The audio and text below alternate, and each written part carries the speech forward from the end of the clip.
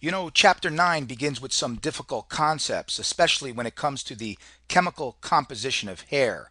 So let's look at it graphically with pictures and words. The root of the hair has a particular structure. It's made up of the follicle,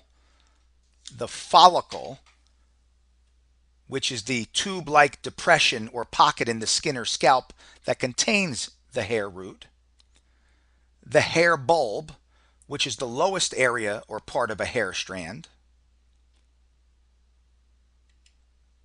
the dermal bulb or dermal papilla, the pili, the erector pili, which is a tiny involuntary muscle in the base of the hair follicle, and lastly, the sebaceous glands. The sebaceous glands. This is where the oil comes from in our hair. It's secreted through the sebaceous glands. The oily substance is called sebum, and it lubricates the hair and skin. Let's look at a photograph, or rather a cross-section diagram. You can see the hair follicle, the sebaceous or oil gland, the erector pili, the hair bulb, the dermal papilla. This is the structure of the hair. So take a moment to look at it.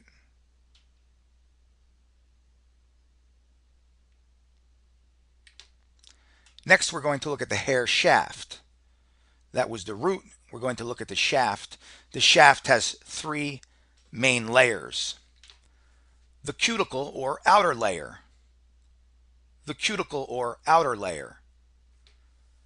The cortex, think of the word core, or inner layer. Inner layer. It's the middle layer of hair, and it is a fibrous protein. And lastly, you have the medulla. The medulla, it's the innermost layer of hair, and it is never really found in fine or naturally blonde hair. It's only thick, coarse hair that has a medulla. And of course, male beard hair contains a medulla. And there's a picture there of Medusa. Medusa, who had some rather coarse hair. In the myth of Medusa, her hair was a group of snakes, fiery, slithering snakes that made up the mythical Medusa. And medulla and Medusa share the same root. And of course, like I said earlier, she does have coarse hair, so she would have a medulla making up her hair shaft. But blondes and fine-haired people do not. Here's a diagram of the hair shaft. You can see the cuticle, that's the outside. Okay, and remember the cuticle consists of those overlapping layers that almost look like shingles on a roof. The cortex, which is inside, and the medulla, which not everyone has.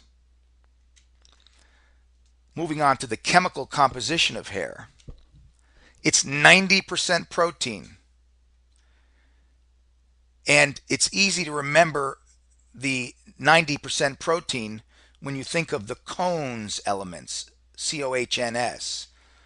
Cohns are the main elements of human hair. Let's see what the main elements of human hair are. Referred to in shorthand as cones. Carbon, oxygen, hydrogen, nitrogen, and sulfur. Those are the main elements of human hair. The proteins that make up human hair are made of amino acids, and these amino acids are linked by what we call peptide bonds. So the amino acids make up the protein, but each one of the amino acids has a connector, a link, if you will.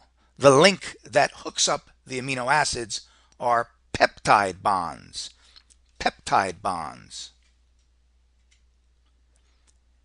Hair proteins are long, coiled, complex polypeptide amino acids. And the spiral shape of these coiled proteins are known as helix. And the colorful diagram to the right of this slide shows the coiled complex polypeptide of amino acids. All the amino acids are connected together by the peptide bonds, and they kind of look like those coily things on the right.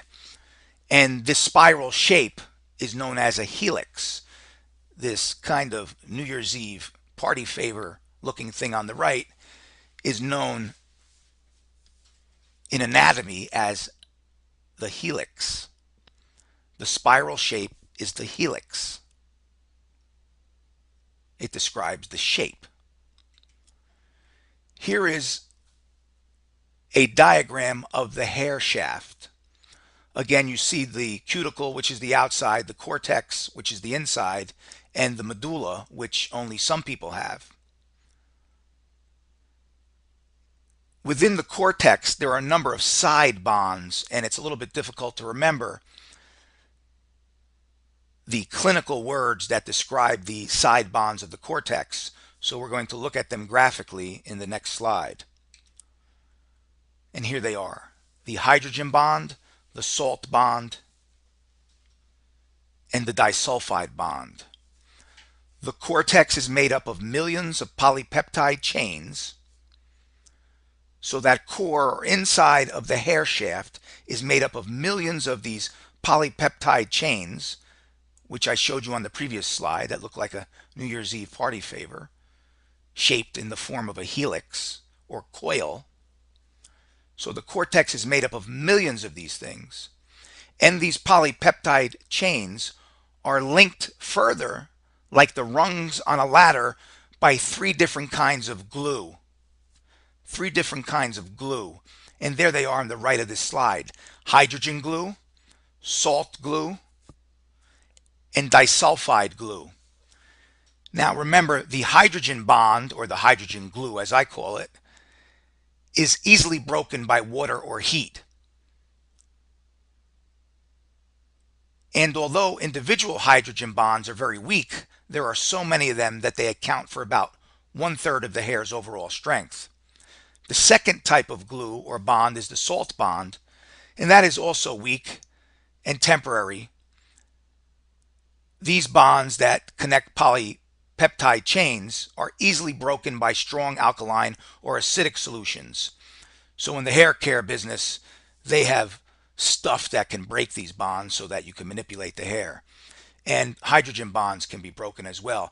Now the last bond or glue that connects these polypeptide chains is the disulfide, and that is very different from hydrogen or salt. It joins the sulfur atoms of two amino acids to create what's called cysteine. Now there are far fewer disulfide bonds than hydrogen or salt, but they're much stronger. And you can't break these disulfide bonds, the ones on the bottom there on the right. You can't break them by heat or water. You need to use permanent waves and chemical hair relaxers, and they can chemically change the hair's disulfide bonds.